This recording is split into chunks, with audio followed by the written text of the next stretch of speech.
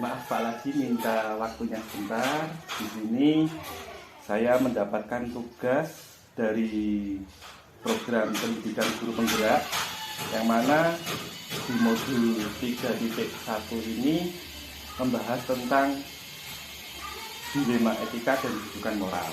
Nah, untuk kali ini saya mendapatkan tugas untuk mewawancarai kepala sekolah, jadi kepala sekolah lembaga saya sendiri di SDN Wuhan, nanti satu kali lagi dengan kepala sekolah yang ada di sekolah lain. Baik, langsung bisa kita mulai ya. Ya, ya. Jadi pertanyaan yang akan saya sampaikan nanti adalah pertanyaan tentang dilema etika dan pengambilan keputusan yang berbasis nilai-nilai kebajikan, Pak. Jadi tentang dilema etika ataupun rujukan moral. Yang pertama, selama ini bagaimana Bapak dapat mengidentifikasi kasus-kasus yang merupakan dilema etika atau rujukan moral, Pak? Pertama kali untuk mengatasi rujukan moral ini kita perlu mendatangkan daripada komite, karena hal ini sangat penting untuk menyangkut orang tua. Setelah ada keputusan dari komite, maka orang tuanya kita panggil ke sekolah untuk kita tanya bagaimana nanti hasilnya dari atau jawaban dari orang tua. Baik, Bapak. Nah, selanjutnya, selama ini bagaimana Bapak menjalankan pengambilan keputusan di sekolah Bapak, terutama untuk kasus-kasus di mana ada dua kepentingan yang sama-sama benar atau sama-sama mengandung nilai kebajikan? Yang pertama, kalau sudah ada dari hal tersebut, kita berarti menghadapi hal yang sangat penting, sama dari hasil keputusan komite, dan orang tua kita hadirkan, dan orang tua kita tanya apakah memang betul. Yang pertama, untuk anak itu membantu dalam keluarga tersebut, dan orang tua tersebut apakah betul-betul mengalami hal yang dibantu oleh anak itu, dan apakah benar bahwa anak itu hasilnya digunakan orang tua. Jadi ini salah satu contoh kasus yang sudah Bapak alami ya di lembaga ini, Bapak ya. Nah, secara umum, Pak, secara umum langkah-langkah atau prosedur seperti apa yang biasa Anda gunakan, Bapak gunakan selama ini? Artinya mungkin kalau ada kasus yang lain, Bapak. Jadi apa langkah-langkah yang Bapak lakukan? Langkah yang pertama, kita perlu kesepakatan daripada orang tua tersebut. Kalau memang orang tua tersebut anak itu sudah betul-betul membantu, maka hal mana yang harus dipentingkan? Orang tua kita beri pengertian bahwa sekolah itu sangat penting walaupun membantu orang tua. Yang kedua, anak boleh membantu orang tua setelah selesai sekolah. Jadi itu ada hubungannya dengan kegiatan orang tua di rumah, Bapak ya, karena mungkin faktor ekonomi ya, Pak. Iya, kemungkinan faktor ekonomi yang sangat-sangat dibutuhkan. Ya. Selanjutnya, Bapak, hal-hal apa saja yang selama ini Bapak anggap efektif untuk pengambilan keputusan pada kasus seperti yang Bapak sampaikan tadi?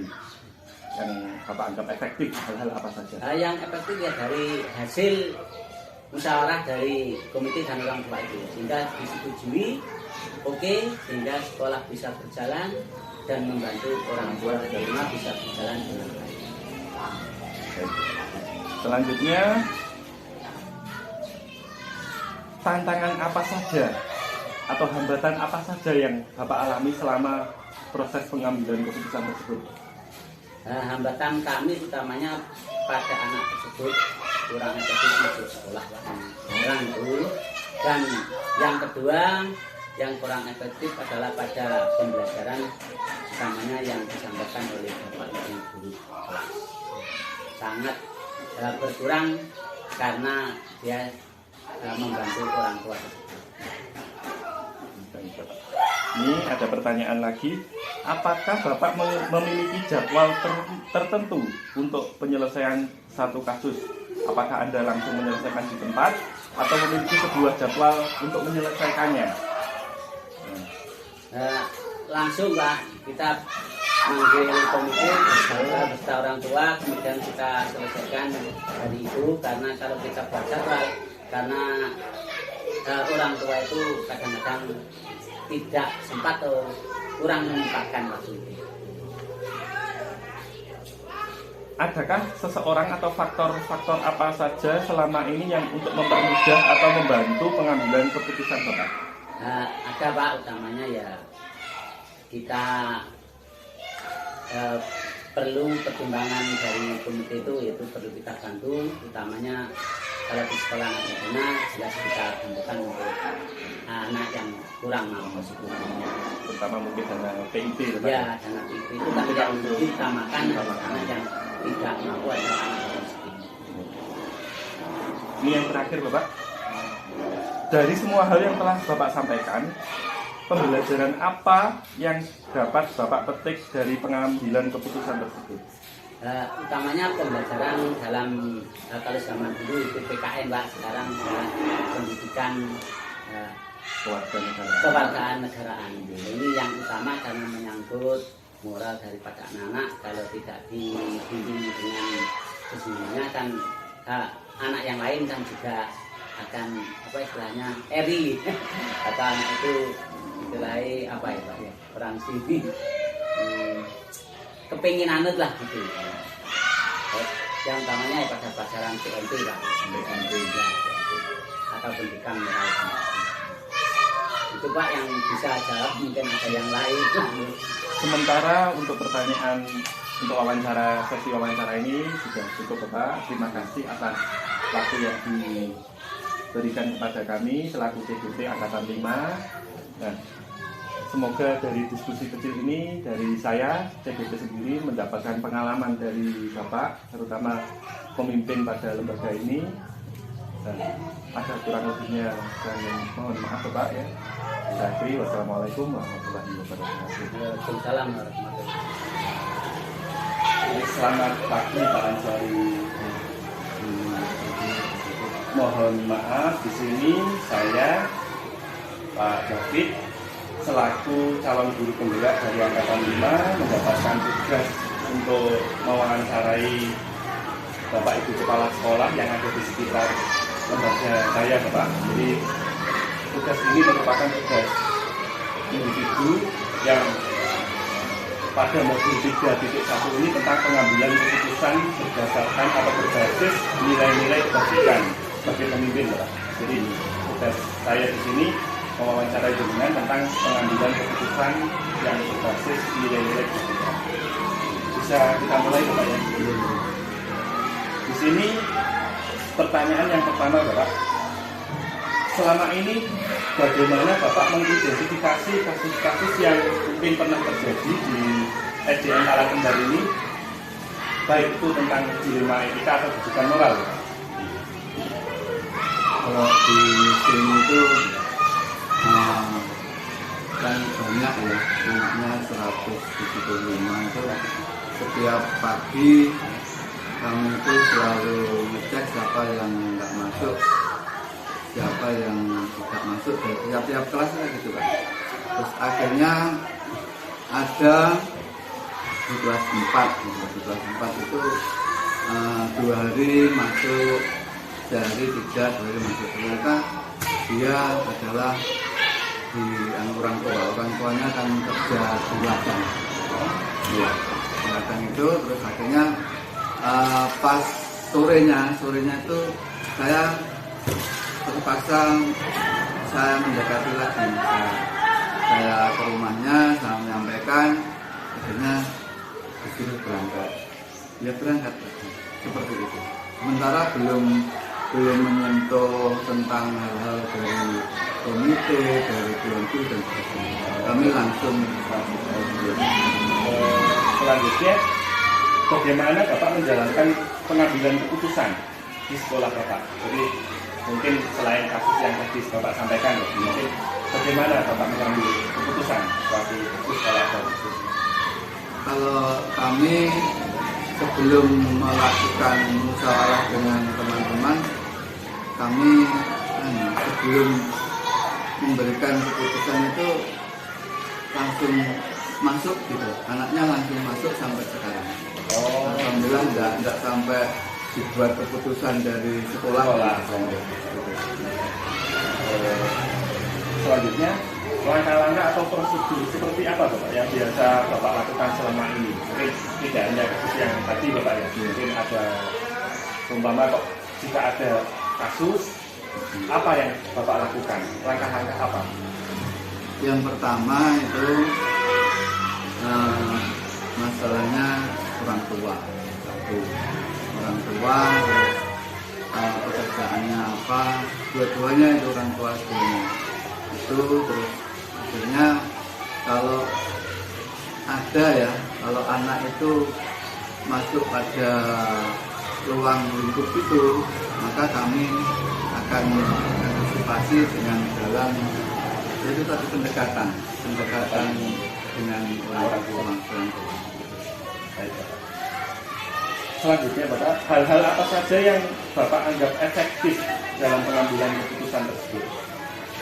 Yang banyak itu ya seperti itu. Jadi kalau ada yang tidak masuk itu ya seperti itu. Kita itu orang tua dan selalu melaksanakan dari perintah dari kepala sekolah. Berarti secara tidak langsung di sini mungkin Bapak mengutamakan kolaborasi dengan orang tua siswa. Selanjutnya Bapak, apakah Bapak memiliki jadwal tertentu untuk menyelesaikan kasus-kasus mungkin yang langsung menyelesaikan langsung di tempat atau mungkin punya jadwal-jadwal tertentu? Untuk jadwal itu belum pernah, cuma waktu kalau seperti ada masalah itu ya kami selalu melaksanakan dan itu sudah selesai gitu. Itu sudah selesai. Langsung diselesaikan di tempat Bapak ya, jadi tidak perlu jadwal khusus untuk Selanjutnya Bapak, adakah seseorang atau faktor-faktor apa saja yang untuk mempermudah dalam pengambilan keputusan yang Bapak lakukan? Itu ya, kalau orang membantu mungkin mempermudah atau membantu itu ada. Jadi seperti kemarin ya itu ada dari kakak ya, dari saudaranya ya, dari saudara itu menyampaikan siap untuk mengingatkan juga. Itu dibantu dengan saudaranya yang sebelah tangga sebelah itu. Akhirnya kalau kita itu belum sampai ke sekolah itu tak sampaikan tuh, sudah tak sampaikan tapi dengan keputusan yang sudah dilaksanakan oleh kepala sekolah itu. Jadi seperti itu. Jadi setiap ada masalah kita dekati, ternyata ada yang membantu menyelesaikan untuk anaknya masuk. Selanjutnya di sini mungkin dalam proses pengambilan keputusan mungkin suatu kasus Bapak ya, Bapak mengalami hambatan atau tantangan apa yang pernah Bapak alami di sini, hambatan atau tantangan? Pertama itu karena kan termasuk orang tua ya, orang tuanya itu kadang pas kami datang tidak ada, belum pulang, seperti itu. Setelah pulangnya jam berapa? Nanti habis maghrib ke situ ternyata tidak ketemu. Ya, jadi mungkin kendala waktu ya. Jadi mungkin jarang di rumah, jadi jarang ketemu atau berinteraksi dengan orang tua. Nah, untuk yang terakhir Bapak, dari semua hal yang Bapak sampaikan tadi, pembelajaran apa yang dapat atau pengalaman pembelajaran apa yang dapat Bapak petik dari pengalaman itu? Untuk apa itu pembelajaran yang harus kita ambil yaitu harus semua guru itu kita rapatkan kasih materi, kasih pelajaran yang selama anak-anak ini lakukan ya, dan itu nanti akan bisa dibuat pengalaman dari ibu atau bapak guru ya, yang lain. Seperti itu. Ya. Baik Bapak, sepertinya di sini wawancara untuk kali ini sudah cukup. Jadi semoga apa yang kita diskusikan baru saja ini dapat bermanfaat Bapak ya. Jadi saya selaku calon guru penggerak di sini dapat mengambil manfaat atau pengalaman dari apa yang Bapak sampaikan. Baik, terima kasih. Ya.